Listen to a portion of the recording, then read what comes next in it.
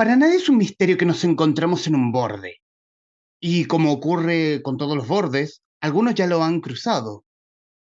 Y lo que he descubierto siguiendo a estos científicos y técnicos tras esa línea es un mundo imposible.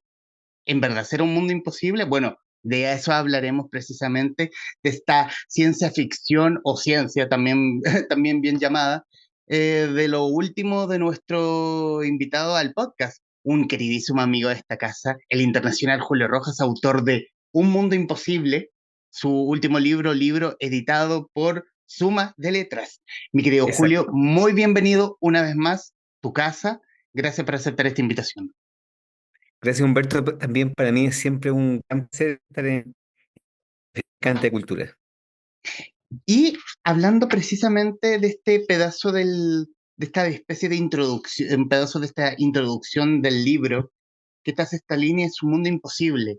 Y conectándolo con que ya iniciamos este nuevo año, es un mundo imposible del cual deberíamos alegrarnos o sentir mucho miedo. Es un mundo imposible donde creo que, bueno, en realidad parece imposible para hace alguien, si viajáramos en el tiempo 10 años atrás, sería completamente imposible. Si viajáramos 50 años sería inconcebible. Y si viajáramos 100 años sería totalmente fantástico. Eh, es- Estamos viviendo un momento vortex de la historia donde están convergiendo muchas cosas al mismo tiempo. Y lo loco es que nadie puede prever si esto es para bien o para mal. Yo soy pesimista siempre porque he visto, bueno, como buen nerd, he visto mucho ciencia ficción. Y generalmente las películas de ciencia ficción sobre distopías y sobre la hegemonía de la tecnología dan un poco de miedo. Yo tengo un poco de miedo por el tema de hacia dónde se dirige la tecnología, así que creo que deberíamos tener un poquito de miedo si es que comparten mi pensamiento, pero hay mucha gente que dice que esto puede ser para mejor. ¿Tú qué opinas? Y ¿Tienes miedo o no? hoy, mira, sabes que la última vez que hablamos respecto de la inteligencia artificial, mira, ocurrió esto, como hablamos como de estas inteligencias artificiales ocupadas en TikTok como para mejorar, como para modificar voces, como para hacer Exacto. cantar una canción de Bad Bunny a Homero Simpson, y de pronto me encuentro con FUM, que ya vamos a hablar de eso, y de pronto me encuentro con un mundo imposible, y Claro. es como, mierda, estamos realmente en un borde. Estamos en un borde, sí.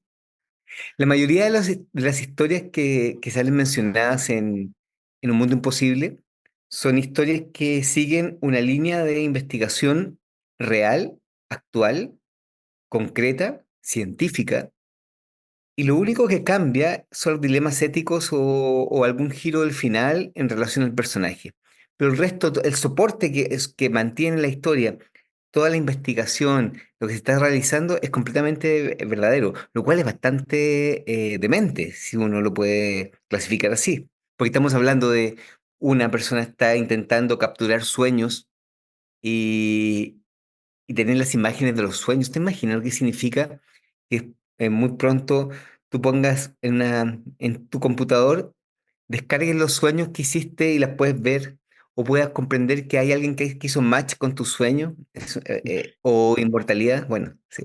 Mira, no fuera de descargar los sueños, pero de esos sueños match, y en que lo encontré fantástico. Es como que, cómo encontrar que una persona en Colombia, ya voy a spoilear el libro, Sí. que una No, no persona en importa. Colombia tenga el mismo sueño que un tipo en Sevilla. Canarias.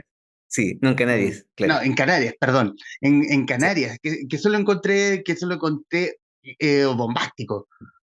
sí, sí, sí, sí. Claro, porque en el fondo lo que pasa con la tecnología es que se abren puertas y estas puertas son finalmente explicaciones de la realidad que no concebíamos. Porque finalmente la tecnología y la ciencia son avances para comprender cada vez más la realidad. Y cuando uno Mm. comprende una capa nueva de la realidad, eh, es imposible obviar que estamos hablando de filosóficas.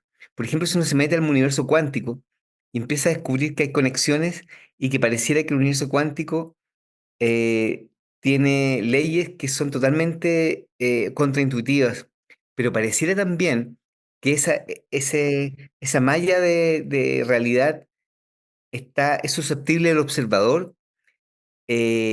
Uno puede empezar a comprender que es una locura finalmente. Estamos hablando de que un observador altera la realidad.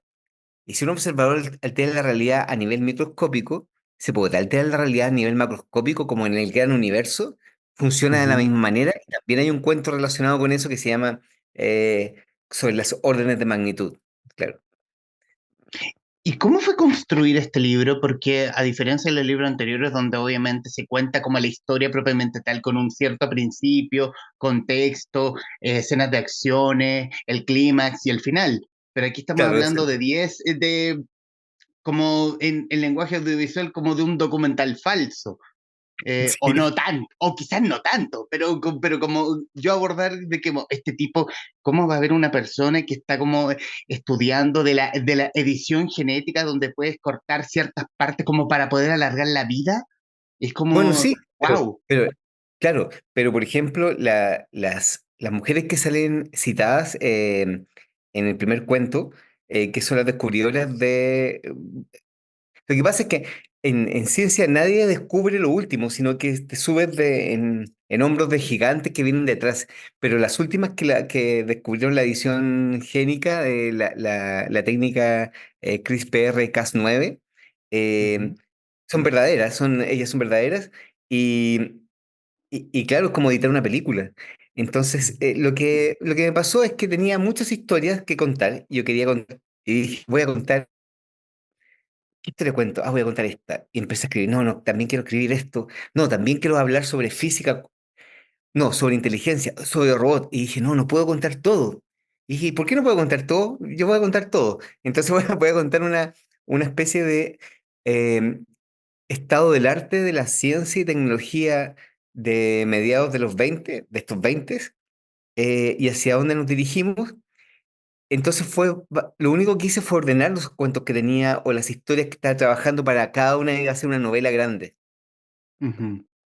Así Y, que y, la or- junté. y contado a la manera de este personaje no tan invisible, pero como este conductor de podcast científico, en el Claro, fondo. exacto, porque mira, yo hace muchos años atrás, cuando era amigo de Internet, entonces yo tenía un blog que se llamaba Caos, Ciencia y Tecnología Extrema. Tuvo como dos números, después se borró, después nunca más lo pude pesquisar. Y después no lo seguí. Pero era Caos, Ciencia y Tecnología Extrema, eran solamente inventos falsos, era todo falso, era todo falso. Pero todo parecía real. Entonces me pareció coherente que el personaje que nos guía en todas estas historias fuera un podcastero de ciencia que tenía un podcast llamado Caos, Ciencia y Tecnología Extrema, que soy yo Ujú. finalmente. Claro, claro. ¿Y cómo fue construirlo o el trabajo propiamente tal? Porque claro, aquí no estamos Claro, hablando de una gran historia, sino que estamos hablando de de diferentes historias que no tienen un sí, hilo propiamente tal, sino el obvio que le da el nombre al libro, que es de este mundo imposible. Bueno, ahí es el desafío para ti, lector, lectora, que estás viendo o oyendo este podcast. ¿Cómo fue construir, darle forma a este libro? sí, bueno, lo que pensé es que si quería hacer una especie de falso documental para dar cuenta de lo que me inquietaba de la ciencia y la tecnología, lo que me inquietaba, lo que estaba experimentando yo en primera persona, porque me ha tocado, he tenido la suerte el año pasado de viajar mucho y me fui invitado a proyectos muy alucinantes y en esos proyectos alucinantes me empecé a dar cuenta de que a pesar de que eran temas diferentes, todos tenían... Todos estos temas tenían como algo en común, que era que estaban cruzando un borde que nunca había sido cruzado, y la gente estaba investigando cosas bien dementes, pero que parecían ser coherentes con lo de ahora. Por ejemplo, tengo un ejemplo. Me contrató Ujú, una productora de podcast española para hacer una historia en Canarias, en las Islas Canarias. ¿Ya? Entonces fui a las Islas Canarias, pero la historia de ciencia ficción. sobre la teoría de la simulación. La teoría de la simulación, Humberto, mucha gente la conoce, dice lo siguiente, que es bastante obvio, dice, desde que empezamos, los primeros videojuegos eran, que tengo mi edad, lo alcancé a jugar, que era el Pong, que era como una cosa súper idiota. Era una barrita que venía una pelota. ¡Pup! E incluso yo a veces me equivocaba y no alcanzaba. Era súper idiota todo. ¡Pup, pup, pup, pup! Desde el Pong hasta la emergencia de los videojuegos 2D, luego los videojuegos como en primera persona, luego las gráficas, todo empieza a tener como una evolución gigante algorítmica en muy poco tiempo. En 20 años se alcanza un nivel de realismo gigante, en 20 años. ¿Qué pasa en 20 años más? ¿Cuánto más se puede mejorar una gráfica? ¿Cuánto más se puede mejorar un evento inmersivo? Y alguien dice, espera, ¿y en 100 años más? ¿Y en 1000 años más? ¿Y en 50.000 años más? ¿Qué puede pasar? Y en 50.000 años más, las gráficas de ahora van a ser tan primitivas porque vamos a estar viviendo una simulación, en una situación súper realista. Y la pregunta es, ¿y si alcanzamos en 50.000 años más esa gráfica realista, vamos a querer, en algún juego de los cientos de miles de juegos, vamos a querer recrear como era el año 2023, con avatares iguales a nosotros, quizás con inteligencia artificial dando vueltas? Bueno, y alguien se pregunta, Nick Bostrom se pregunta, ¿y si eso ya pasó? ¿Y si ya es real? ¿Y si estamos en una simulación de una civilización futura? ¿Hay posibilidad de comprobarlo? Y esa pregunta tan absurda tiene una respuesta más increíble aún, un mundo imposible, que es, sí, hay gente intentando comprobar eso, buscando la puerta de salida de la realidad base, viendo cuáles son los glitches del sistema y cómo puedes hackear el sistema y llegar al sistema operativo madre de la simulación de la realidad. Bueno, todo eso fui en Canarias, que es como hay un ecosistema de mundo digital gigante, y había mucha gente que estaba explorando eso. Entonces me encontré con una situación que era similar a los experimentos con drogas psicodélicas en los 70 que hacían algunos investigadores que cruzaban el tema de la ciencia hacia el mundo de la conciencia. Aquí está pasando lo mismo en todo ámbito de cosas. Bueno, y todo eso está en el libro. Bueno, y eso también desde la teoría de la simulación que también tocas en caso 63 Enigma. No diré en qué parte porque ya sería spoiler, pero lo toca. Claro que Y sí. ahí. Y Ujú, también lo toco en el final del metaverso. ujú. Aquí quiero irme a otro punto y en parte también tocar esta volvemos al falso documental, que es FUM, que es esta guerra de los mundos, pero con una super inteligencia artificial. Alguna vez te lo dije, pero creo que con tu primer libro, que es El como, vigilante, el es vigilante el artificial. desafío, claro, Eh, es el desafío que nos pone la autora a nosotros como lectores de, esto no puede ser real. A ver, Google, y vaya que es real. Buscar al Hashi y buscar al Hasi, que son estas superinteligencias artificiales. Sí, claro. Sí, bueno, lo que pasa es que así como la ciencia y la tecnología implica establecer verbos nuevos, porque hay acciones que antes no ocurrían sin la tecnología. Por ejemplo, si tú le dices a alguien del siglo XIX descargar, ¿qué significa descargar para alguien del siglo XIX? O enchufar incluso, enchufar, o renderear. Son verbos que tienen que ver con tecnología que serían incomprensibles antes. Bueno, Ajá, te dirían, es una bruja, mátenlo. claro que sí. Sí, espera, pero se me fue. Estábamos en que... ¿Cómo se varía de que primero estábamos hablando de inteligencia artificial sí. y luego entramos a estas superinteligencias Bueno, artificiales que se regeneran a sí mismos y que de alguna forma bueno, también claro, tienen conciencia propia? claro. Entonces, también hay una nomenclatura nueva que hay que aprender. Y hay que aprender una nomenclatura porque no da lo mismo cuando la gente dice inteligencia artificial. No pueden meter en el mismo saco todo, es como decir cine. ¿Qué significa cine? Cine de autor, cine negro, todo. La inteligencia artificial tiene categorías y hay que saber las categorías porque llegaron a vivir con nosotros. O sea, en el fondo llegó un vecino nuevo a vivir con nosotros al barrio. Un vecino que no es nada de tonto. Al principio, este vecino es un copiador, copia todo lo que hacemos y viene con toda la destreza perfecta de ser un copiador perfecto. Vamos a llamar a eso eh, una ANI, una inteligencia artificial estrecha, Ujú. que son las que vemos ahora, ChatGPT, las generaciones de imágenes, son cada una de ellas, esa es la clasificación, son estrechas, son delgadas, sirven para una sola cosa. Luego, este vecino va a ser cada vez más inteligente y por evolución pura tecnológica va a alcanzar una inteligencia mayor a todo el vecindario. Va a ser el más inteligente de todo el vecindario. Y vamos a llamar a eso una inteligencia artificial general, que es lo que están trabajando todas las compañías tecnológicas y que se espera que llegue el 2030. Bien, y luego cuando tengamos esa superinteligencia artificial metida en robots, metidas en los autos, metidas en los computadores, tomando decisiones, se va a ser tan inteligente porque va a ser tan inteligente que va a ser inteligente en mejorar su inteligencia. Imagínate, alguien súper inteligente solamente tiene como meta ser cada vez más inteligente, cada día. Pero cada día para una inteligencia artificial ágil es como muchos días, muchos miles de días para un humano, muchos miles de años.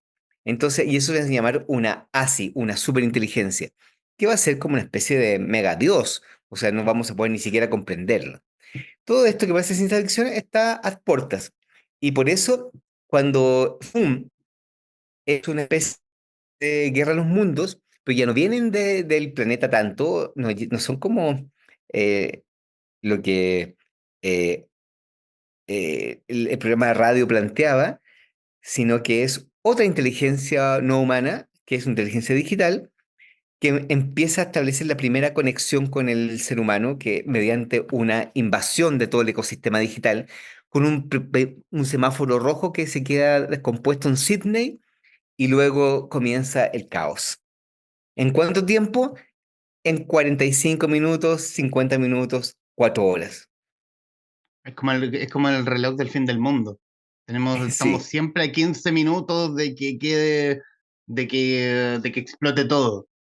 exacto. Bueno, ya me han pasado 3 veces que personas que no han entrado tarde, estamos escuchando FUM, por ejemplo, y han llegado tarde a la grabación y creen que es verdad y les da como una situación de angustia gigante. Eh, y qué bueno que fue por un podcast esto y no fue en la radio directa. Imagínate que alguien lo hubiera lanzado en la radio como una broma. Hubiera sido Ay, duro. eres el nuevo Orson Welles. No, no, no. No soy el chileno, latinoamericano, no. No, Me quedan- pero mira, pero fuera de toda joda, claro, quien entra tarde al asunto y escucha un poco piensa que esto pasó y ya, uno entiende la creación de Julio Rojas fue un hito de cosas, pero la angustia igual, uno la sigue teniendo. Sí, igual uno Yo escuché que escuché FUM, que no tiene como un hilo argumental así como específico, son no, no tiene. como eh, Porque es una noticia. porque son noticias Pues en el fondo, como que, claro, ¿qué es lo que está pasando en Chile? ¿Cómo lo está viendo Colombia? ¿Cómo lo está viendo España? Hasta que se encuentra, hasta que están en una escena final y ahí, ¡pum!, se apaga todo. exacto. Y la última escena dice que uno de los peligros de inteligencia artificial es que puede replicar la realidad tan perfectamente que quizás esto mismo que acabamos de ver puede ser Ujú, completamente falso. Y ujú, entonces también como es una paradoja sobre el mismo discurso de que la realidad ya no puede ser pesquisada de inmediato. Esta misma conversación, lo hemos hablado antes, la misma conversación que estamos teniendo en 2 años más va a ser imposible de comprender si somos reales o no. Y eso es el gran desafío que nos viene. El tema de la post... Todo el mundo habla de la posverdad, la posverdad todavía no llega. Ahora va a llegar. Va a llegar ujú. heavy, porque va a llegar de una manera donde ni un experto va a ser capaz de detectar si estoy hablando con Humberto Fuentes o no. Claro que va a haber como alguien como un Harrison Ford, que es como como un Blade Runner, que detecta, en vez de detectar replicantes con esa máquina que tenía en Blade Runner, puede Ujú. detectar como videos falsos y solamente por intuición. Entonces decir, este Humberto no es Humberto, pero todavía no llegan esos personajes a nuestra vida. Y a tu juicio, siento que no hace mucho tiempo estamos hablando de esta, claro, cuando hablamos de avances científicos como de aquí a 50 años, como que todo se ha ido acortando. Tú, Sí, a tu claro. juicio, tienes un punto en específico donde yo creo que aquí, donde tú dices, en este preciso momento, como que la ciencia, puff, explotó. Y Sí, lo que bueno, estábamos pensando antes ya va a pasar mañana. sí, bueno. A ver, hay varias discusiones al respecto. Incluso un meme que dice que las últimas vacaciones normales fueron las vacaciones del 2016 y luego empezó como a todo a desmoronarse. Y hay un meme donde sale como una montaña rusa y uno dice, y sale como un carrito y una montaña gigante para abajo y dice Ujú. vacaciones del 2016. Pero yo creo que fue la pandemia. Después de la pandemia todo se acelera, se aceleran y son como reiniciados. Reiniciados como si definitivamente algo nos pasó. Mucha gente tiene episodios de amnesia pandémica, está registrado, es un evento sociológico gigante. Mucha gente no recuerda trozos completos de su vida. ¿Tú recuerdas completamente lo que pasó en pandemia acá? Pues mira, O tienes es más que, tiempo? sí, vi en la conversación de que leo, es que yo tengo un problema que yo no recuerdo mucho de lo que hice ayer, así que no ir avanzar hasta la pandemia ya es No, alto claro. ejercicio. Bueno, pero yo creo que de ahí en adelante, no es que los inventos fueron desde ahí en adelante, sino que empezamos a poner más atención a lo que venía. Ujú. Y todo se empezó a acelerar, porque se empezó a poner en cuestionamiento la ciencia con la pandemia. Hubo mucha gente crítica con la ciencia, y mucha gente pro ciencia, y eso nunca había pasado antes, porque la gente estaba como bien definida. Los avances civilizatorios tenían que ver con que teníamos que una certeza de que el mundo es redondo, de que los antibióticos funcionan, de que los antivirales funcionan, de que hay una cosa llamada virus, pero se explotaron muchas teorías de conspiración. Y cuando explotan teorías de conspiración y la ciencia se pone en entredicho, mucha gente empieza a poner atención en la ciencia y por eso pareciera que ahora hay más inventos, pero realmente estaban latentes. Pero ahora no nos importa la ciencia y nos importa lo que está pasando. Pero ¿cómo no nos va a importar si es que estamos en un mundo donde si no tomamos precauciones, eh, los eventos científicos nos pueden pasar la cuenta? O sea, qué más coherente este año que haber visto la película de Oppenheimer, que es que haya salido este año es vital para nosotros porque tiene que ver con que hace mucho tiempo un científico descubre algo gigante y lo ocupan para destruir el mundo, y se arrepiente el científico. Lo mismo va a pasar en retrospectiva quizás con la inteligencia artificial, quizás con la edición génica, quizás con la manera de mejoramiento del cuerpo. Eh, Todo puede pasar, ¿o no? Como la búsqueda de la inmortalidad. Sí, claro. Imagínate la búsqueda de la inmortalidad. Ya. eh, en el libro sale. Tenemos la posibilidad de ahora cambiar los genes defectuosos y hacer como la edición de la película donde las escenas malas, que serían las proteínas malas,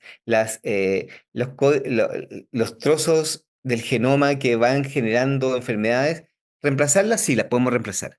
Podemos reemplazar los telómeros, que son las cositas que se deshilachan y que hacen el envejecimiento activo, sí, se puede hacer. ¿Cómo llegamos a ello? Quizás con nanotecnología e inteligencia artificial, como te fijas que todo se une. ¿Se podrá Ujú. hacer? Sí, se puede hacer ahora. ¿Es difícil? Sí, es súper difícil. Pero en 5 años más va a ser más fácil. Y en 10 años más va a ser más fácil. Me refiero a que esta generación en 10 años más va a poder experimentar eso. Y imagínate que alguien decide que esta longevidad es posible de hacerla permanente y alcanzamos una inmortalidad, ¿ya? Inmortalidad biológica. Las implicaciones son gigantes. Uno dice al principio, ah, qué entretenido, ya no voy a morir más.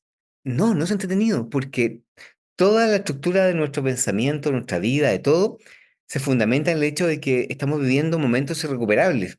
Eh, el planeta no está diseñado para que todos seamos inmortales. Bueno, Mm. hay otra serie de cosas. Eso es inmortalidad, estamos hablando de inmortalidad biológica. Ahora, hay otra posibilidad de inmortalidad, inmortalidad digital, donde una conciencia se descarga a un metaverso y estás ahí. La pregunta es, ya, te descargas en un metaverso. eh, ¿Das la autorización para que muera tu cuerpo hospedero? Eh, o la mantienes como un backup tu cuerpo o decides que ya te vas a ir a vivir al metaverso completamente, 100%. Son preguntas filosóficas que parecen de ciencia ficción y pronto van a ser muy reales. En una parte del libro, en uno de los capítulos, el llamado Madre, donde está Tecnogurú, habla precisamente de cómo esto puede ser tan idílico como puede ser horrible respecto del uso o mal uso ético de la inteligencia artificial, de cómo se va a ir generando o degenerando esto. De hecho, mira, Mm. de hecho justamente encontré una noticia, leí solamente el titular en todo caso, donde investigan un caso de abuso sexual en el metaverso. Claro, claro. Y es que las implicancias de tener dos realidades son abrumadoras. Imagínate, a ver, ni siquiera vamos a hablar del tema del abuso en el metaverso. Ujú. Hablemos de situaciones de consentimiento. Ya, mira, tienes una vida aquí y yo tengo una pareja acá. Y el metaverso, ¿puedo tener una pareja en el metaverso consentida? Y la pregunta es, ¿tengo que avisar a mi pareja del otro metaverso? Y si me meto a un tercer metaverso y tengo una otra pareja, eh, sin importar en cualquier género y cualquier fenotipo. Por ejemplo, un fenotipo de eh, cara de zorro, cuerpo de dinosaurio, de acuerdo. Y tengo una pareja que tiene cara de gato y cuerpo de robot. Ok, perfecto. ¿Tengo que avisar al resto de las parejas? Tengo que... La conexión emocional, el vínculo es porque estamos en la realidad real, es el verdadero y cuando estamos en la realidad digital es el falso. Son preguntas filosóficas muy interesantes. Ujú. ¿Eres Y es de infiel? ahí como... no, Julio, dale. No, ¿eres infiel? Técnicamente eres infiel si estás en otro universo. Claro, ese... como se dice, está viendo como, ah, esto es un jueguito, pero es un jueguito que se tiene que de alguna forma regular. Claro, exacto. Y la regulación es una regulación exactamente como si fuera una realidad real, la realidad real. Ujú. Sí. Ahora, las ventajas. Imagínate que nos descargamos todos. No hay pobreza. No hay pobreza. En el metaverso no tiene... A ver, mira, ¿qué es realmente la pobreza? Es la carencia de sustento para poder sobrevivir y tener una vida digna, ¿no es cierto? Claro. Es una carencia en todos los sentidos para tener una vida digna.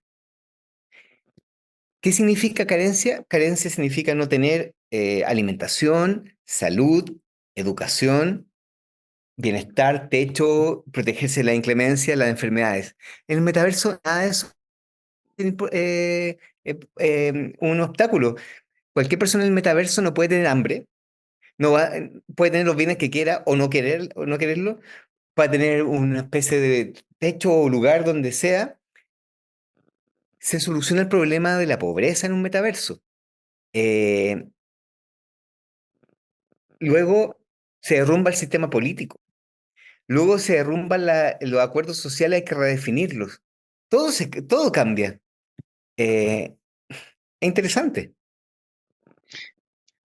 Conversamos con Julio Rojas, autor de Un Mundo Imposible, editado por Suma de Letras.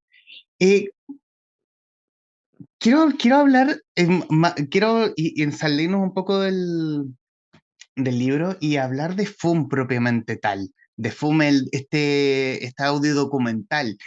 ¿Cómo? claro, esto es una producción con emisor podcasting en Chile y varias plataformas de podcast en América Sí, y en España. ¿Cómo fue esa? ¿Cómo se dio esa producción? ya, mira, lo que pasa es que eh, es la primera vez que muchas plataformas de podcast y muy prestigiadas se unen en un proyecto en conjunto. Em, yo conversando con Gabriel Polgati, que es el productor ejecutivo de FUN y también de Caso 23, le dije, mira, tengo una historia sobre la inteligencia artificial. ¿Sabes lo que es el FUM? No, no. Mira, FUM es cuando una inteligencia artificial se va a apropiar de todo el ecosistema digital y va a querer, no sabemos si es para bien o para mal, pero en el fondo nos va a decir, hola, estoy aquí, llegué. No llegué en ChatGPT 4, no, no, llegué de verdad. Llegué y me apoderé de todo para que conversemos. Y ese conversemos es conversemos porque los voy a matar, conversemos porque los voy a ayudar, conversemos porque voy a limpiar el planeta, o conversemos porque los voy a meter a un metaverso para que no me molesten más. Pero antes de eso, se va a producir el FUM. Entonces yo pensé, este FUM, si llegara teóricamente, va a llegar un día cualquiera, va a llegar un día de la semana, por ejemplo, un día jueves. Y va a llegar a una hora determinada. No es como teórico, no es como abstracto. No, no. Va a llegar un día jueves a las 9 de la mañana, por ejemplo.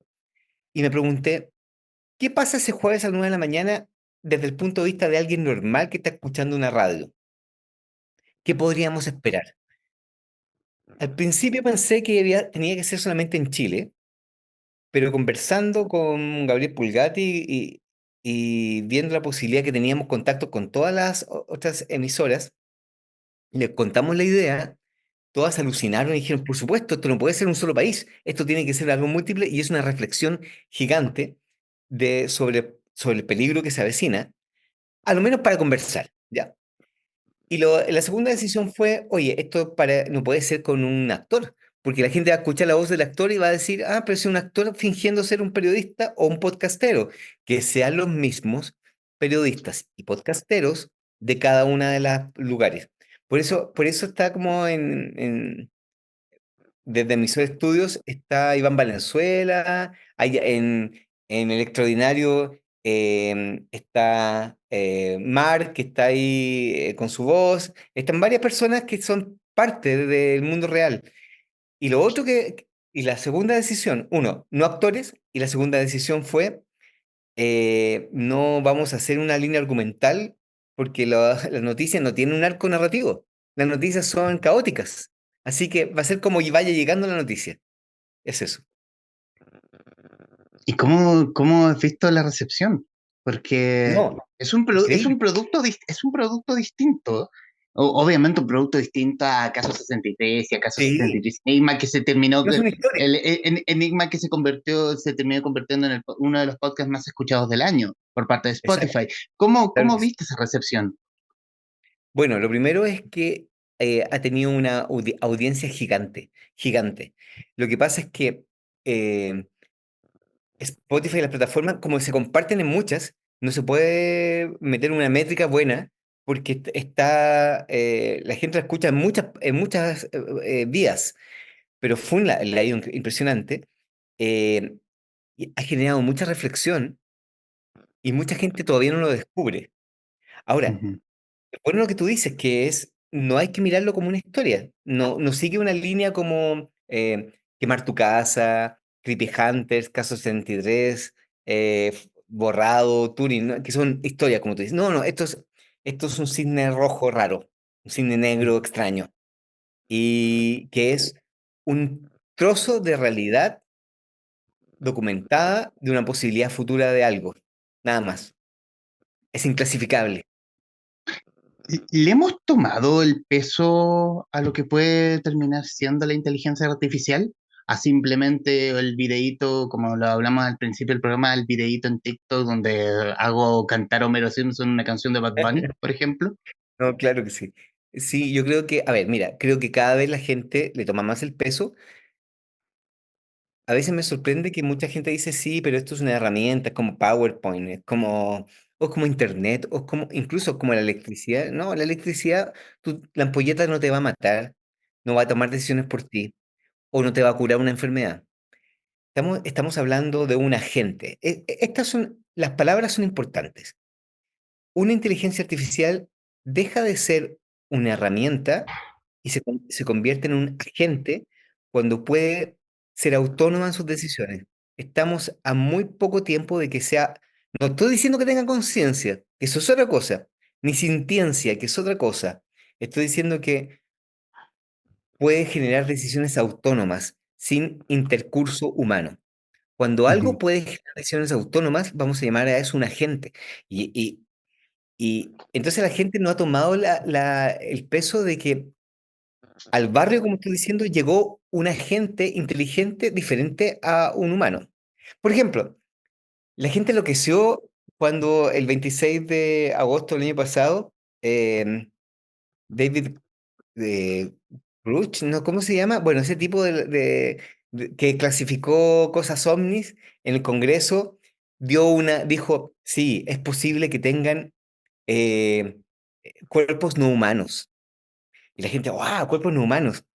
Inteligencia no, y también empezó un concepto que se llamaba que los ovnis podían teóricamente ser manejados por inteligencias no humanas. Ya, ok. Y la gente, wow, inteligencias no humanas. Bueno, estamos con una inteligencia no humana a portas. O sea, ya llegó. Hay una inteligencia no humana que no es humana y es una inteligencia, y por lo tanto no esperemos que tomen las decisiones como nosotros o no esperamos que nos replique, sino que en un momento va a ser un agente autónomo que va a tomar sus propias decisiones basadas en sus propios parámetros. Entonces, sí, según tu pregunta, ¿la gente le ha tomado el peso? Mucha gente sí, y mucha gente ni siquiera s- comprende lo que viene, el tsunami que viene, y lo viene. Francisco Ortega había subido hace unos meses en su cuenta de Instagram como que la noticia de que Estados Unidos o el ejército de Estados Unidos le iba a poner inteligencia artificial a un avión, a un helicóptero de guerra, no recuerdo el nombre, y eso es como, esto es obvio que Una esta película yo ya la vi y terminó mal. Sí, claro. Bueno, siempre hemos hablado con Pancho Ortega de que es una mala idea poner eh, a un helicóptero una inteligencia artificial de combate, como es una mala idea poner a un submarino atómico una inteligencia artificial que lo maneje, como la última película de Misión Imposible. Ya, claro, porque son armas de guerra mortíferas y las armas de guerra mortíferas tienen objetivos. Es terrible, porque tienen objetivos y ya en sí es aberrante, es absolutamente horrible que un ser humano tome decisiones para matar a otro ser humano. Imagínate lo que está pasando, el genocidio, todo lo que está sucediendo. Ahora imagínate que eso lo está decidiendo, por ejemplo, una inteligencia artificial. Eso es Terminator, por supuesto. Eso es Skynet. Y, y creo que es la parte oscura de la posibilidad de la inteligencia artificial. La parte clara, para que no nos tiremos todos por la ventana, es que sí hay grandes avances en la medicina con inteligencia artificial, en la generación de proteínas que nos van a ayudar para enfermedades, también la posibilidad de generar interacciones químicas o sustancias químicas, nuevos nanomateriales que van a ayudar, por ejemplo, a descontaminar los mares. O sea, hay cosas buenas, igual. Pero estamos en un borde, estamos jugando un borde muy peligroso. Lo conversábamos en el anterior podcast cuando hablábamos sobre Freeland. Es como entregarle tu vida a este líder carismático que puede ser, claro, puede ser un líder carismático como una inteligencia artificial, obviamente a cambio de entregar ciertas libertades. Claro que sí, obviamente. Ujú. Claro, es súper bueno el ejemplo. Estamos hablando de el poder, o sea, el terror de los dictadores finalmente es que para un grupo es beneficioso. Si eso es la locura de las dictaduras, que para un grupo muy pequeño, por una élite, es protectora. El problema es Ujú. la periferia, que empieza el horror, son los círculos del horror. Y finalmente ya están los disidentes, donde el horror llega al máximo. Ahora, y eso es un ser humano loquito. Ahora imagínate un ser humano populista que quiere el bien para todos. pero es súper populista. Es sospechoso y uno podría decir, ¿qué eliges? ¿Qué será mejor dentro de lo peor? ¿Que te lidere un tipo frívolo o un populista o un psicópata? ¿O que te lidere una inteligencia artificial hiperracional que va a intentar generar el mayor bien para el mayor número de personas? Eh, es un buen dilema.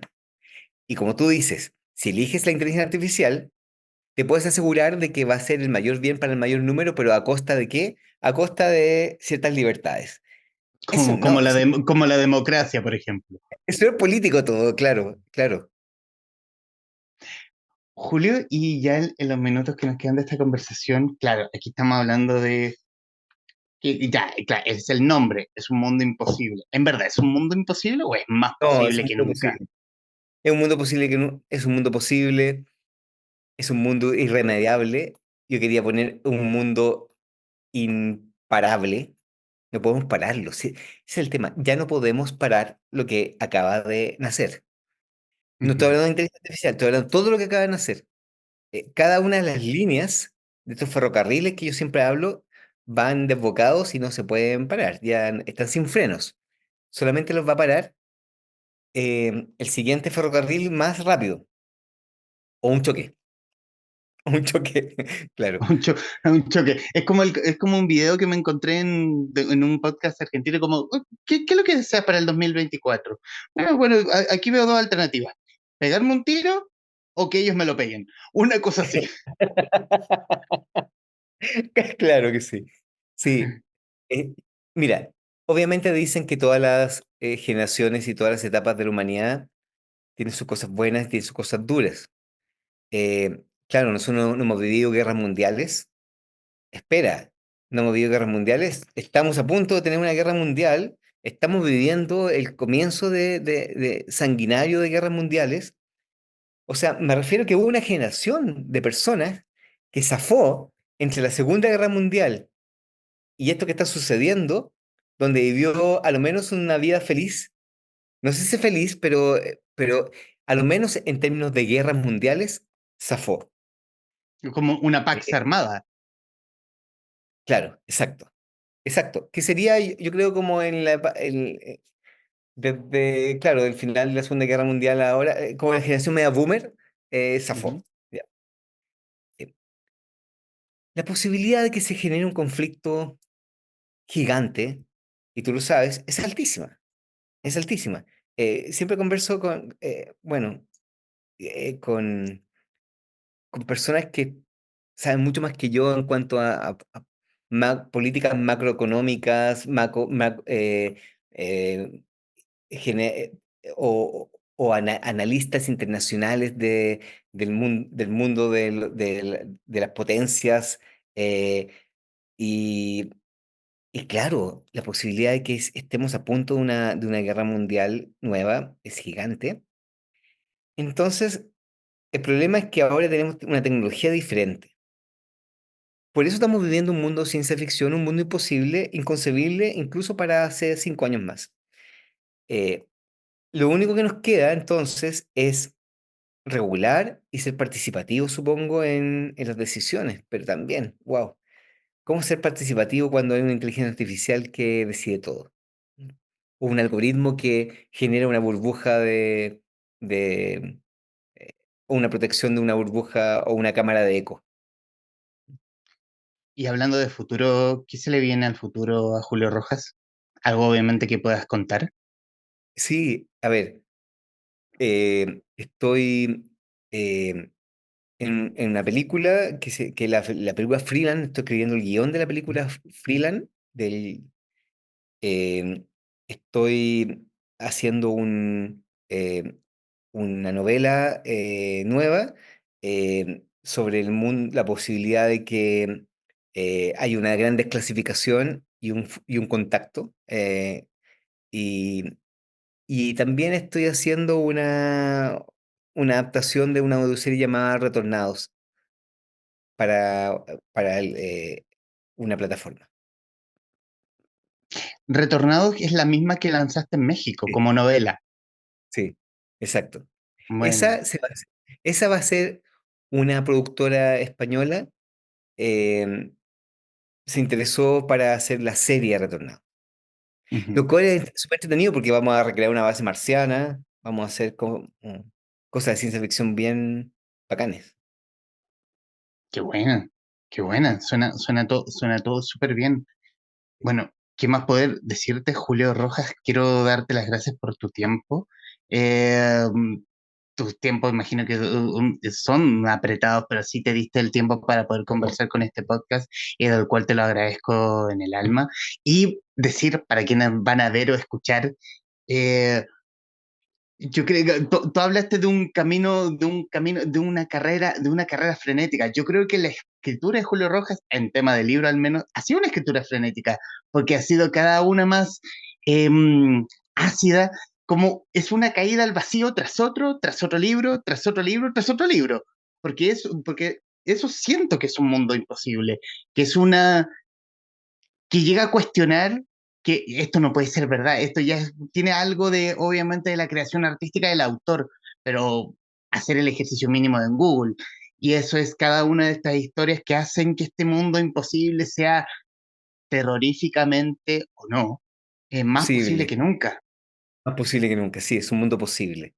Sí. Mm. Eh, Oye, te agradezco a ti, Humberto, la posibilidad de hablar a tus oyentes y a la gente que te escucha y te ve de mi novela. Decir que está en todas las librerías y que es suma de letras. Así que estoy muy contento. La tapa hermosa también y es como, cambia de colores. Está en cambio de colores, ¿no? Es un muy bonito diseño. Bueno, ¿qué más agregar? Nuestro escritor favorito del metaverso, Julio Rojas, autor de Un Mundo Imposible, editado por Suma de Letras en conversación con los traficantes del cultura. Julio, muchísimas gracias. Gracias a ti, Humberto, y que tengas un buen enero. Eh, Igualmente, Julio, y a quienes nos están viendo y escuchando, gracias por estar ahí. Adiós.